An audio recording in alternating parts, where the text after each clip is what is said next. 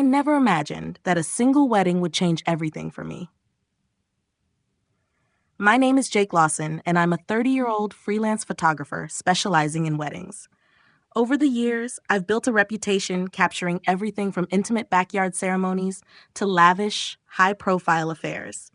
It's a job I've grown to love, chasing the perfect moment, the perfect shot, preserving memories for people on what's supposed to be one of the happiest days of their lives. But when I got the call from Claire Hilton's assistant, everything shifted. The Hiltons were one of the wealthiest and most influential families in the city, and Claire, their only daughter, was about to marry Ethan Richards. Their wedding was set to be the event of the year, a lavish affair that would be covered by every society magazine, and the opportunity for me to break into the elite wedding photographer circle. The idea of photographing such an extravagant event both excited and intimidated me.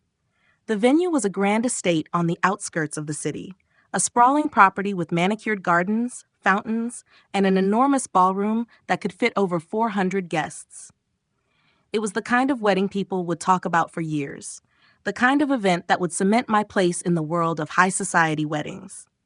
I had seen my fair share of grand weddings, but none like this. Claire Hilton was beautiful, poised, and everything society expected her to be.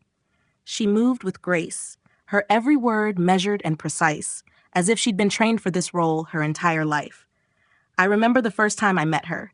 She greeted me with a polite smile, but there was something distant in her eyes, something I couldn't quite place. Her fiancé, Ethan Richards, was tall, handsome, and impeccably groomed. He spoke of Claire as though she were a prized possession, a perfect match for him in every way, their family's connections and mutual business interests making them ideal partners. I could tell from the way he talked that their relationship wasn't rooted in love, but in mutual respect for each other's families and their shared ambition. Still, I didn't judge. It wasn't my place. My job was to capture the beauty of the day, the glamour, the elegance. But the closer I got to the wedding, the more unsettled I became. There was something about the whole situation that didn't sit right with me. I couldn't quite figure it out, but I could see it in Claire's eyes. She wasn't excited or nervous or glowing with joy like most brides. She was distant. And as much as I tried to brush off that feeling, I couldn't ignore the growing sense that this wedding was more of a performance than a celebration. It was a perfect picture on the outside, but I was starting to suspect it wasn't perfect at all. And that thought stuck with me, like a knot I couldn't untangle. The morning of the wedding arrived, and the estate was bustling with activity. I'd gotten there early as usual to catch all the details, the preparations, the small moments that would tell the real story of the day. The sun was shining, the sky was clear, and everything seemed to be falling into place. The gardens were meticulously arranged with flowers, the tables glistened with fine china, and the staff moved like clockwork, each person knowing their role to perfection. But the closer I got to Claire, the more I felt a sense of unease settle in my stomach.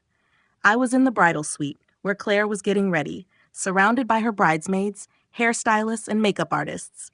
The room was chaos, laughter, chatter, and the bustle of last-minute preparations.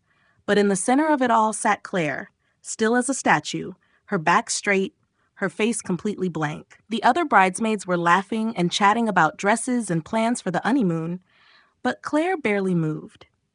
Her eyes were fixed in the mirror, distant, as though she were seeing something else entirely. When I started photographing the details, her dress hanging delicately by the window, the jewelry laid out on the vanity, the bouquet of white roses, I couldn't shake the feeling that something wasn't right. Claire's expression was unmoving. She wasn't nervous. She wasn't excited. She wasn't even smiling. She just looked resigned. The usual nervous energy I'd seen from other brides wasn't there. She seemed more like a woman going through the motions than a bride about to marry the love of her life. I thought back to my consultation with her the week before. The way she talked about the wedding, about what she wanted from the photos, it had all been so formal, so clinical. There had been no excitement, no sense of joy about marrying the person she loved. Instead, it felt like she was checking off a list of obligations. "Claire, darling, you need to smile for the photos," one of her bridesmaids said, breaking the silence. "It's your big day." Claire turned toward her, and the smile she put on was perfect. It was beautiful. It was everything a smile should be for a bride. But it didn't reach her eyes. It was hollow, like she was forcing it, playing a role she had been assigned. I snapped the shot, but the discomfort I felt in my chest only grew. Later, when I took her photos with her father, Gerald Hilton, the feeling intensified. Gerald walked into the room like a man who was used to commanding attention. Tall, silver-haired, with a suit that looked like it had been tailored just for him. But when he put his hands on Claire's shoulders, I noticed the tension in her body. Her shoulders stiffened, and she flinched ever so slightly when his fingers touched her skin. The look in her eyes told me everything I needed to know. She wasn't the proud daughter in that moment. She was a daughter who had learned to play a part, to be the perfect reflection of what her father expected her to be. When I snapped the shot, I couldn't shake the feeling that I was capturing something more than just a father-daughter moment. It felt like I was witnessing an unspoken truth. Something wasn't right in this perfect picture, and I couldn't ignore it. The day continued, and I found myself moving between the bridal suite and the groom's quarters, snapping pictures of the preparations, of the details, of the guests as they arrived. The whole event felt like it was being held together by an invisible thread of perfection. Everything was flawless on the outside, yet something deeper was starting to gnaw at me. The more I saw of Claire, the more I realized she wasn't simply going through the motions. She was trapped in them. When I finally caught up with Ethan, I tried to break the tension with some casual conversation. He seemed completely at ease, chatting about the honeymoon plans, discussing the golf game he'd scheduled for the following week. His confidence was unsettling in its lack of depth. "Nervous?" I asked, just trying to make small talk as I took candid shots of him adjusting his tie. "Nervous?" he laughed. "Not at all. Claire and I have been together for years. This marriage was always meant to be." His words felt rehearsed. The way he spoke, the lack of any real emotion, he wasn't speaking as someone who was about to marry the love of his life. It felt like he was talking about a business deal. When I asked him about their relationship, he went on about family connections, shared values, how their parents had set this up years ago. There was no mention of love, no trace of passion. I could tell this wasn't a wedding built on affection. It was a wedding built on convenience, on expectations. But what troubled me more was the look in Claire's eyes whenever she interacted with him. They barely spoke to each other in the moments before the ceremony. Their exchanges cold, formal, and more akin to business partners than lovers. It made me uncomfortable. I couldn't help but wonder if Claire was fully aware of what she was about to step into. As I moved around the estate, I bumped into Luke Richards, Ethan's younger brother. Luke was different. He wasn't the polished businessman that Ethan was. He had a warmth about him, a genuineness that stood out in stark contrast to the cold perfection of his family. He struck up a brief conversation with me while the groomsmen were getting ready. He seemed concerned, though it wasn't just about the wedding. There was a certain vulnerability in his voice when he spoke about Claire. "I know she's a good person," he said quietly, looking down at the floor for a moment before meeting my eyes. "But sometimes I wonder if she's making the right choice." His words hung in the air. I didn't press him for more, but it struck me that Luke wasn't the only one questioning this marriage. He wasn't the only one who saw something off about the whole situation. As I returned to the bridal suite, I felt more uncertain than ever about the role I was playing. I wasn't just a photographer at this wedding. I was an observer, someone who was capturing not just the moments, but the emotions that lay beneath them. And the more I observed, the more I began to see the cracks in the facade. Claire wasn't just nervous or anxious. She was hiding behind her smile, hiding behind the role she was forced to play. And as the family photo session approached, I knew I was about to capture something that would reveal the truth. A truth I wasn't sure I was ready to face. The moment I'd been dreading finally arrived, the family photo session. It was the perfect time to get all the formal shots. Claire and her parents, Claire with Ethan, the whole family together.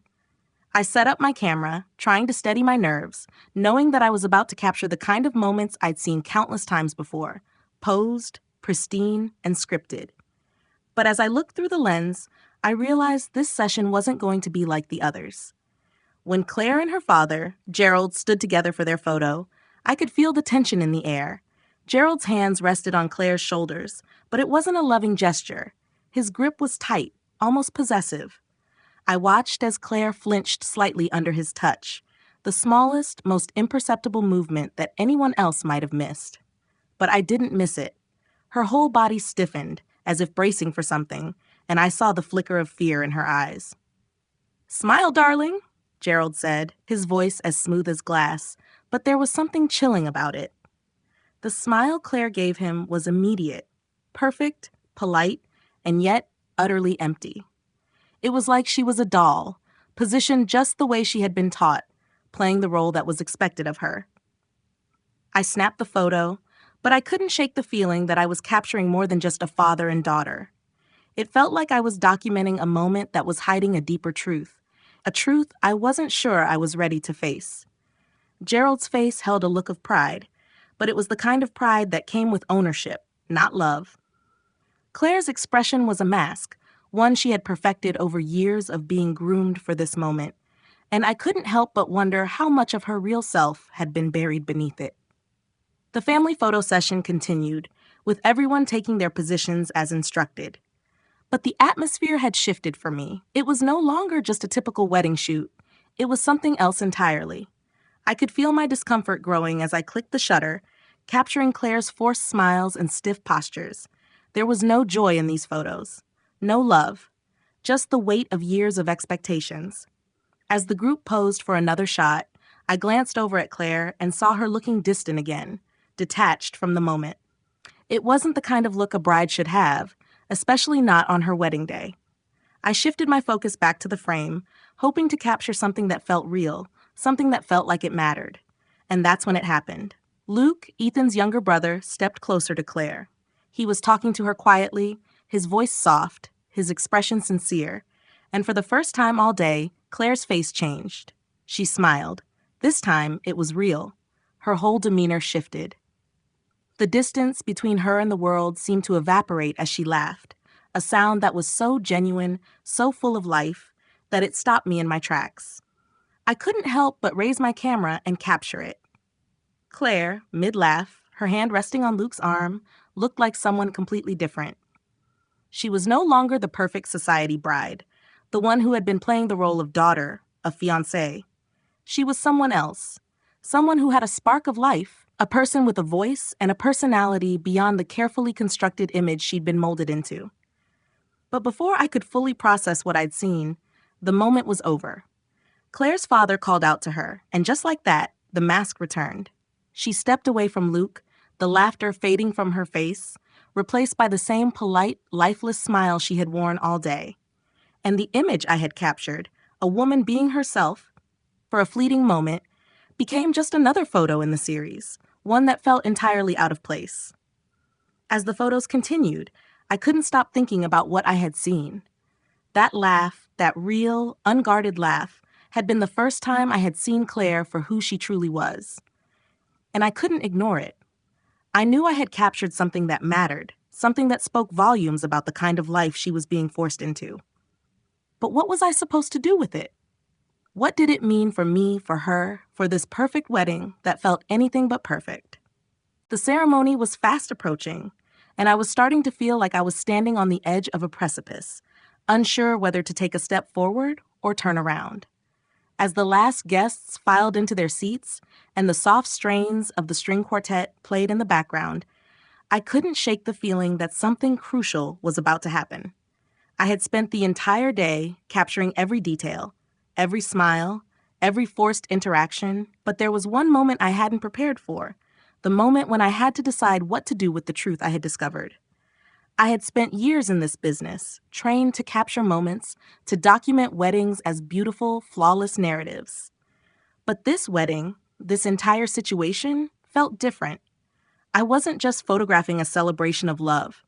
I was documenting something else entirely, the silent collapse of an illusion. Claire was a woman trapped in a gilded cage, and I had captured it in that one photograph, the one where she laughed with Luke. It was the only moment where I saw her as a person, not a figurehead, not a daughter or a fiancée, but someone who had the right to choose her own life. I found Claire alone in the bridal suite just before the ceremony, standing in front of a full-length mirror, staring at her reflection. Her expression was distant, like she wasn't really seeing herself, but rather contemplating something much deeper, something no one else could understand. Her eyes flickered when she noticed me in the doorway, a flicker of panic and uncertainty crossing her face. I didn't want to startle her, but I knew I couldn't just stand there and do nothing. She needed to see what I had seen, what I had captured. "Claire," I said softly, stepping into the room. She turned to face me, and for a moment, I thought she might say something, but the words never came. She simply stood there, waiting. "Are you ready?" I asked, though I knew it was more of a formality. She wasn't ready, not in the way she needed to be. "Not really," she replied quietly, her voice barely above a whisper. "But I have no choice." That was when I decided. I couldn't let her walk down that aisle without at least showing her what I had seen, without showing her the truth. I reached for my camera and pulled up the photo of her laughing with Luke. It was the image I had captured earlier, her real self, her unguarded joy. "Claire, I need to show you something," I said, my voice steady despite the whirlwind of thoughts racing through my head. She looked at the screen, her eyes wide as she saw the image of herself. It was like the air in the room shifted. The photo showed her smiling in a way I hadn't seen all day, a smile that was authentic, not forced or tied to any expectations. She was free in that moment, something I wasn't sure she had ever truly felt. Her breath caught when she saw it. She didn't speak for a moment, just stared at the screen, as if trying to process everything. Then her hand trembled as she touched the photo, the tears welling up in her eyes. "Why are you showing me this?" she whispered, as if it was a question she wasn't sure she wanted to hear the answer to. "Because," I said gently, "in all the pictures I've taken today, this is the only one where you look truly happy. It's the only moment where I see you, not the role you're playing, not the perfect daughter or fiancée, just you." She looked at the photo for what felt like an eternity, her expression shifting from sadness to something else, something I couldn't quite place. It was like the walls she had built around herself started to crack. I knew this wasn't just a wedding photo for her. It was a reminder of who she really was and what she truly wanted, even if she hadn't allowed herself to recognize it before. "I don't know what to do," she said, her voice shaking now. "I don't know how to fix this. This wedding, this life, it's not about me. It's about what everyone else expects." I could see the weight of her words hit her like a wave. She was drowning in the expectations of her family, her future, and the perfect life that had been mapped out for her long before she had a say. "What do you want, Claire?" I asked softly, stepping closer to her. "Not your family, not society. What do you want?" Her eyes met mine, and for the first time, I saw something different, something raw and vulnerable. It was like she was seeing herself for the first time, not through the lens of her family's expectations, but as her own person. "I want to be happy," she whispered. "I want to laugh like this, to feel like me, not like I'm pretending to be someone I'm not." Her voice was trembling now, but I could see it. Her resolve was starting to form. She wasn't going to just go through with it. She was going to make a choice. The question was, what choice would she make? Would she walk down the aisle to a life she wasn't ready for, or would she choose herself? I didn't know what would happen next, but I knew I had done all I could. I had given Claire the truth, and now it was up to her to decide what to do with it. The tension in the room was palpable, hanging thick in the air like a storm waiting to break. I could feel my heart pounding as Claire stared at the photo on my camera screen, her eyes locked on the image of herself laughing with Luke. The silence between us was overwhelming, but it was a silence that seemed to speak volumes. She wasn't just looking at a photograph. She was looking at herself. The real her, the woman she hadn't allowed herself to be, the woman who had been hidden behind the walls of family expectations, societal pressures, and the perfect life her father had mapped out for her. "Claire," I said softly, not sure if I was even allowed to speak in that moment. She hadn't moved, hadn't said a word for what felt like an eternity. But when she finally looked up at me, her eyes were different. The mask that had been so carefully placed on her face seemed to have slipped. There was a flicker of something new in her expression, something raw, something vulnerable. "I don't know if I can do this," she whispered, the words barely audible.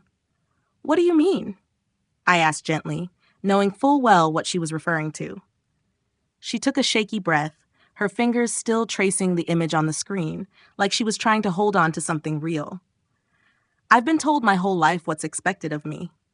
What I should want. I've been so busy being perfect, trying to be what everyone else wants me to be, that I don't even know who I am anymore." She paused, her voice cracking. "I don't know if I'm ready for this marriage. I don't know if I can marry someone I don't love. But if I walk away, it's going to ruin everything, isn't it? All the plans, all the work that's gone into this wedding, the family, I'll be a disappointment." I could see the internal struggle tearing her apart. It wasn't just about the wedding. It was about her whole life, her identity, and whether she could ever break free from the chains that had been placed around her.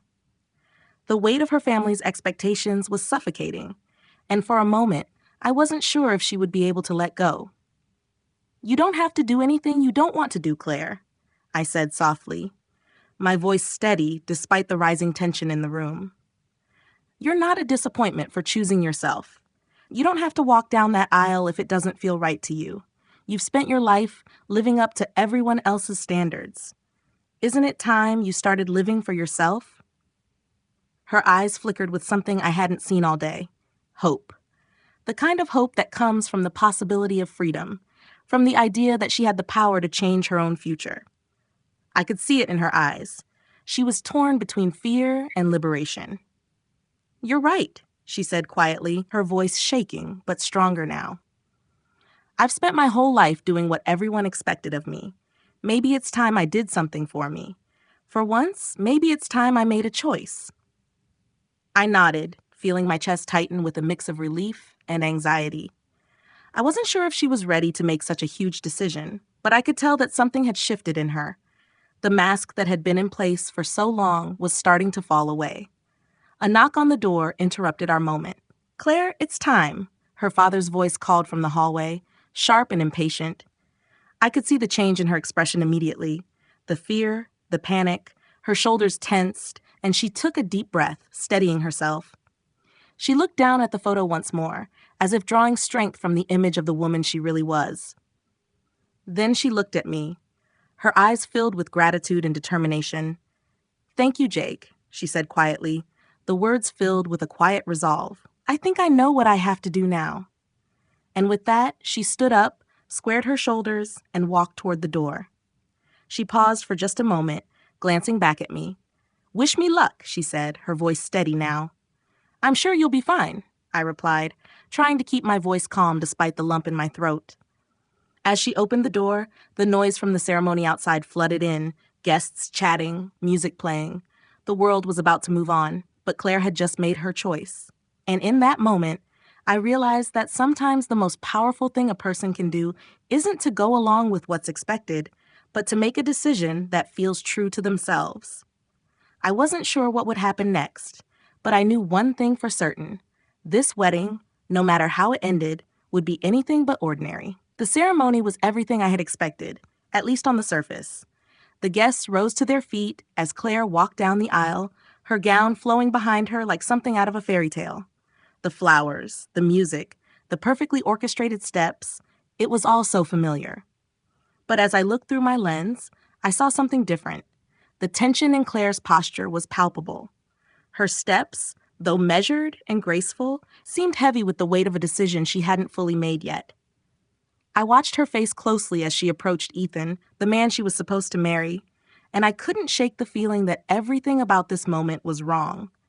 Claire's father, Gerald, stood proudly beside her, his hand on her arm, guiding her forward like a proud father escorting his daughter into her future.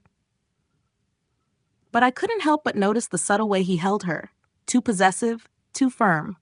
There was no softness in his grip, no sense of warmth or joy. It was as if he was marking his territory rather than walking his daughter down the aisle. When they reached the altar, Claire's eyes briefly flickered over to Ethan, but it was different from the way she had looked at him earlier. It was almost like she was searching for something. Validation, perhaps, or permission to go through with it all. But I could see the doubt in her eyes, the uncertainty. She wasn't the same person she had been when I first met her. The Claire I had met before was someone trapped in a role, playing a part she had been handed without ever questioning it. Now she was someone who had started to see the truth about her life, and that truth was gnawing at her. The minister asked the traditional question, the one that always sends a ripple of anticipation through the crowd. Do you, Claire Hilton, take Ethan Richards to be your lawfully wedded husband? I held my breath, knowing that this was the moment of truth. I was staring through the lens, my heart racing, waiting for her response. For a long moment, Claire stood there, frozen. The silence in the garden stretched on, almost unbearably long. The guests shifted in their seats, their eyes fixed on her, waiting for the familiar response. I could feel my own pulse pounding in my ears as the weight of the moment pressed down on me. And then, finally, Claire looked up at Ethan, and in that moment, everything seemed to stand still. I could see the tremble in her hands, the slight quiver of her lip, and for the first time all day, I saw a crack in her perfect composure. She wasn't looking at him with the admiration or love I expected. Instead, there was something else, a quiet realization. A truth that had been buried deep inside her was now surfacing. No, Claire said clearly, her voice steady and firm, cutting through the tension. The gasps from the guests were loud enough to make my heart skip a beat. I looked over at Ethan, whose face had gone pale in shock. His lips parted as if he was about to speak, but nothing came out. Claire turned to face him, her expression softening, but there was no hesitation in her words. I don't love you, Ethan, she continued, her voice carrying through the silence. This marriage was never about love. It was about business, about expectations, about family obligations, and I can't live that life anymore. I won't. I watched as her father's face turned crimson with rage, his jaw clenching as he looked like he was about to storm forward. But Claire didn't flinch. She stood her ground, and for the first time, I saw a flicker of freedom in her eyes. She was no longer the perfect daughter, the perfect bride. She was a woman who had chosen her own path, no matter what the consequences would be. I'm sorry, Ethan, Claire said, her voice breaking for just a second, but she didn't look away from him. But I can't marry you. Not like this. Not when I'm not being true to myself. With those words, she placed the engagement ring in his hand, as if to release herself from the final tie that had bound her to a life she never chose. The chaos erupted around her. Gerald shouted at her to stop, his voice a mixture of anger and disbelief. The guests whispered frantically, some trying to leave, others still processing what had just happened. But Claire, with a quiet resolve, turned and began to walk away from the altar. I didn't know what was going to happen next. I didn't know if she'd be disowned, if her father would cut her off, or if the social scandal would ruin everything she had ever known. But I did know one thing. She was free. She had taken back her life. And no matter the fallout, she had chosen herself. I lowered my camera and followed her through the garden as she walked away, her steps now lighter, more purposeful. And then, to my surprise, Luke Richards appeared by her side, walking with her like they had been in this together all along. There was something in the way they looked at each other, something unspoken but clear. It was real. It was love. I couldn't help but snap a photo of them as they walked hand in hand, away from the wreckage of the wedding, into the uncertainty of a future they would build on their own terms. It wasn't a perfect wedding. It wasn't the one anyone had planned, but in that moment, I knew it was the most real thing I had ever captured. The aftermath of the wedding was nothing like I had ever expected. The chaos in the garden was immediate, but it wasn't the kind of chaos I had been anticipating. People were upset, of course. Some guests were shaking their heads, others were hurriedly grabbing their things, whispering behind their hands, and some were downright furious, particularly Claire's father. He stormed through the crowd, barking orders, trying to salvage what he could of the disaster that had just unfolded. But there was something different about Claire now. She wasn't afraid. She wasn't shrinking into the background, trying to please everyone around her. She was standing tall, her posture strong, her eyes clear. I watched as she and Luke walked away from the altar together, their hands casually brushing, the weight of the world seemingly lifting off her shoulders with each step. The contrast was striking. While the chaos swirled behind her, she seemed utterly calm, as if she had finally stepped into her own skin. I couldn't help but follow them with my camera. It felt like an instinct now, as though the lens was the only thing that could capture the magnitude of this moment. I snapped a few pictures, but they weren't the same kind of photos I was used to taking. These weren't carefully posed, perfectly staged shots. These were real moments, raw and unfiltered. They were the kind of moments that had been missing from this wedding all day, the kind that spoke of truth, of authenticity, of human connection. I caught up with them as they walked toward the edge of the garden, away from the guests and the noise. Claire turned to Luke, and for a moment I saw her smile, a genuine, radiant smile, one that reached her eyes and lit up her entire face. There was no mask, no pretenses, just a woman finally embracing who she was. I had witnessed her unravel the life that had been planned for her, but now I was seeing her begin to weave together something new. "You okay?" Luke asked, his voice soft, his concern clear. "I'm better than okay," Claire said, her smile widening. "I'm free." The words hung in the air between us, a powerful declaration that seemed to echo through the chaos that had erupted around them. She had chosen to walk away from the life that had been dictated to her, from the expectations, the roles, the facade. She was choosing herself, and in doing so, she was choosing her own happiness. I took a step back, my camera lowered now, and I just watched them. I wasn't an outsider anymore. I wasn't just a photographer capturing their moments for the day. I was witnessing the beginning of something real. They didn't need the wedding.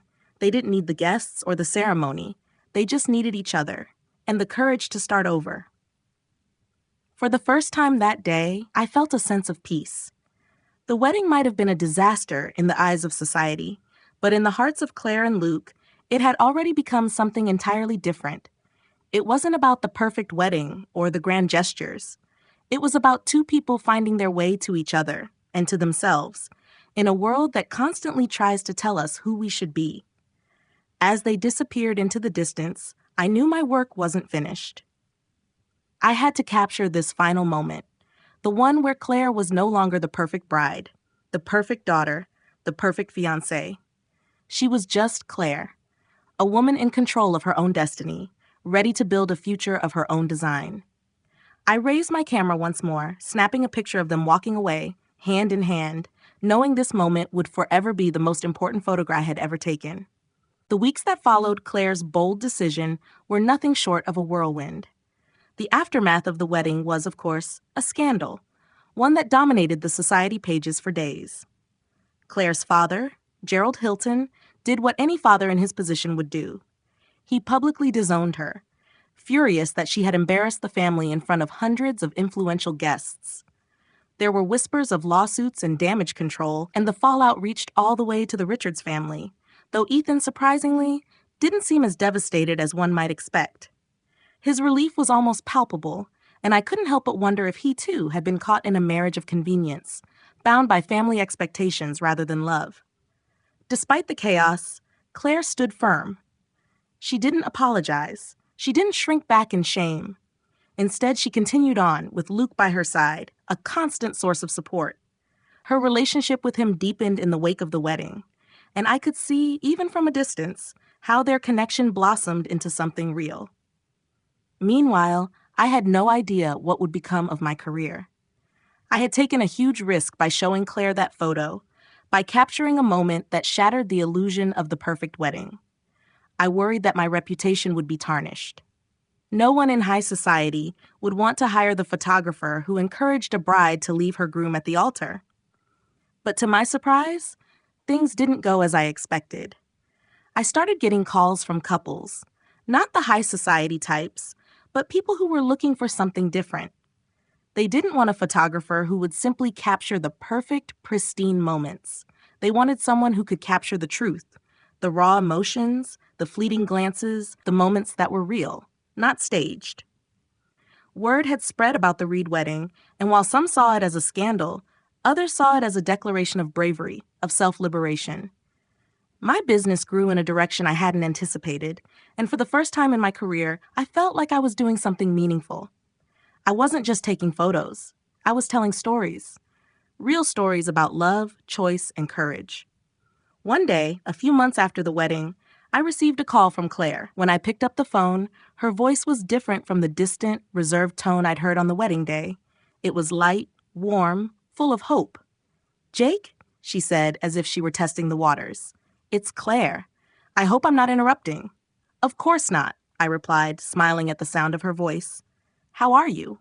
"I'm wonderful," she said, and I could hear the sincerity in her words. "I'm calling because, well, Luke and I are getting married next month, and we'd love for you to photograph it." I felt a lump rise in my throat. This wasn't just a wedding. This was the beginning of something real, a love story that had been years in the making, one that had been born out of authenticity and choice. "Of course," I said, my voice thick with emotion. "I'd be honored." Claire and Luke's second wedding was everything the first one wasn't. It was small, intimate, even a simple ceremony in Luke's backyard with only a handful of close friends and family.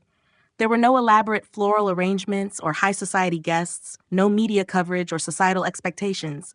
It was just them, standing together, exchanging vows they had written themselves, promising to love and support each other on their own terms. As I clicked my camera, capturing the raw emotion, the laughter, and the joy that radiated between them, I realized that this was the kind of wedding I had always hoped to photograph. It wasn't about perfection or presentation.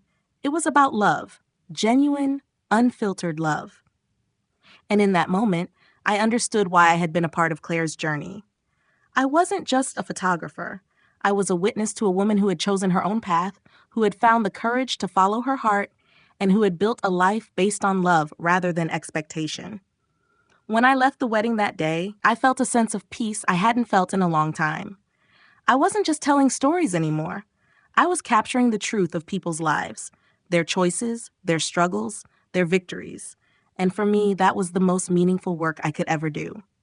A year has passed since Claire's wedding, the wedding that never was, and I can still remember every detail as though it happened yesterday. The scandal, the drama, the tension, it all felt like a lifetime ago. But when I look back now, it's clear that the most important thing that came out of that day wasn't the wedding itself, but the choices that followed. Claire had taken control of her life in a way that I never expected, and it was in those choices that I saw what true courage looked like. Luke and Claire are still together, living quietly, away from the limelight. They've built a life based on their own terms, far removed from the expectations of their families and society. Their relationship has flourished, and it's clear to anyone who knows them that they are exactly where they are meant to be.